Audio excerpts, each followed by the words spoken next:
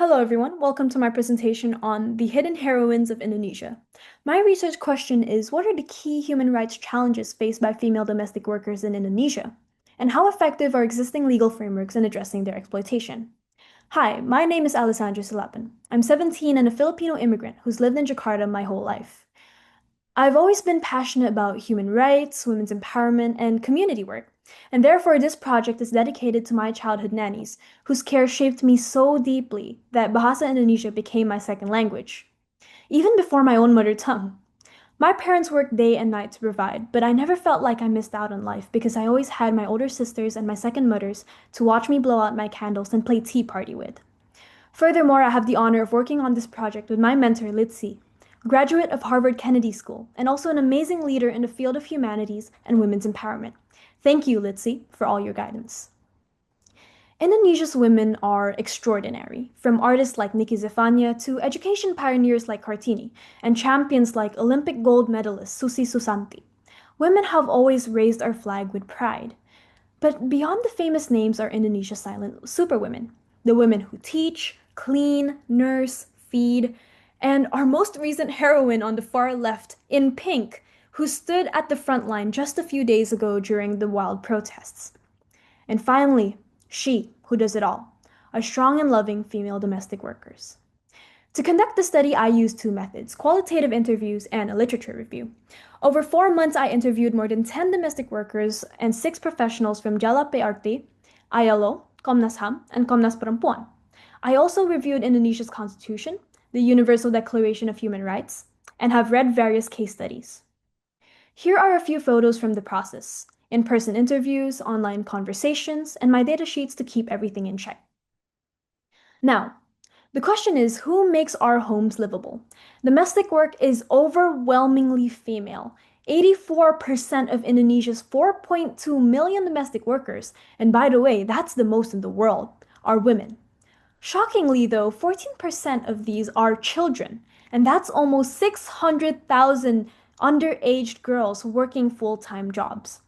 On the right is an overview of domestic workers' daily tasks. Most of them work more than 17 hours a day, leaving barely any time for adequate rest.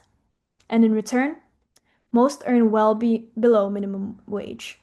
In Jakarta, the legal minimum is about $327 a month. The highest salary I recorded was 212 USD, while the lowest was merely 19 US dollars. On top of that, many face abuse and exploitation, with hundreds of cases of the following reported each year. But sometimes the truth breaks through. Case 1, LN, North Jakarta, 2019. At just 20 years old, LN was starved, tortured, and locked in a bathroom for 5 days. She was found dead, with bruises covering her body.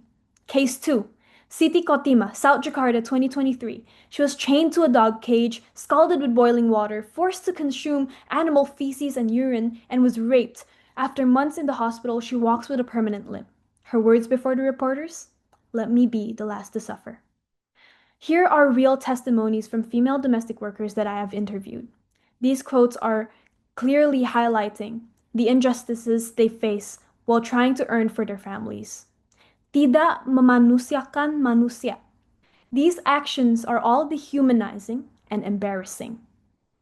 And here is a real sample of my transcriptions. Her words and emotions were captured and noted thoroughly, as she explained that her employers only valued her for her effort to work, discarding all of her humanity. What did the professionals have to say about all this, and why is all of this happening?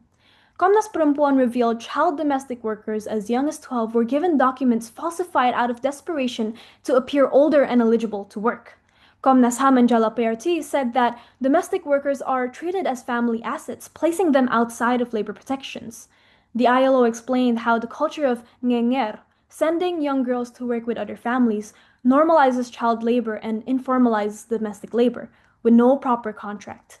Moreover, most of these women and girls are poorly educated, having only graduated from primary school at most, making domestic work their only option. But what did all the professional testimonies have in common? The law continues to fail us. Manpower Regulation Number 2 of 2015, which calls domestic workers laborers, is not a binding national law, and so the Domestic Workers Protection Bill has not been passed since 2004. ILO Convention 189 on decent work for domestic workers has not been ratified since 2011. Now, let's look at what lawmakers do pass. Members of the parliament receive 50 million rupiah per month in housing allowances, and that's about 3,200 US dollars, on over 10 times the minimum wage. They also get 3 million rupiah per day in meeting allowances, almost as much as what domestic workers earn in an entire month.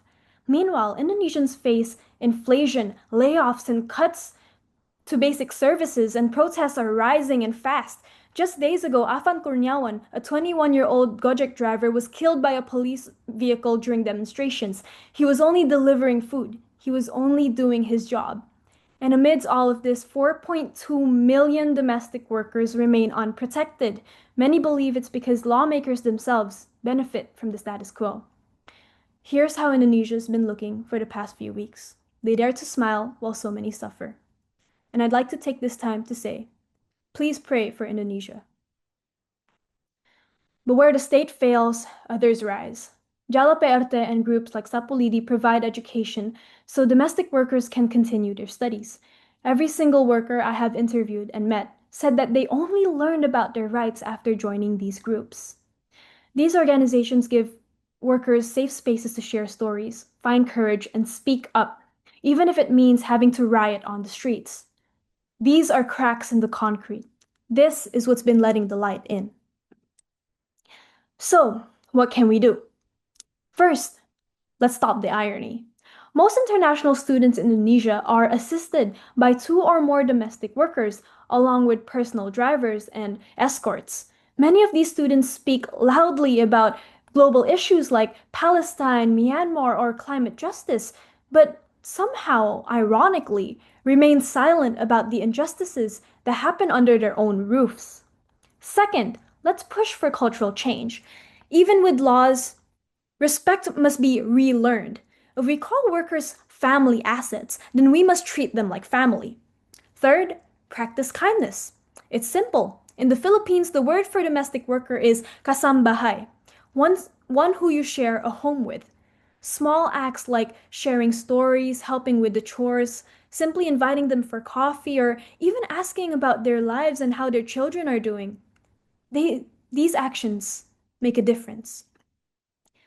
So, to the women who raise us, cook for us, teach us, and keep our homes alive, our second mothers, our older sisters, our Bahasa homework teachers, our best friends. She who makes the best tempe mandoan and nasi goreng.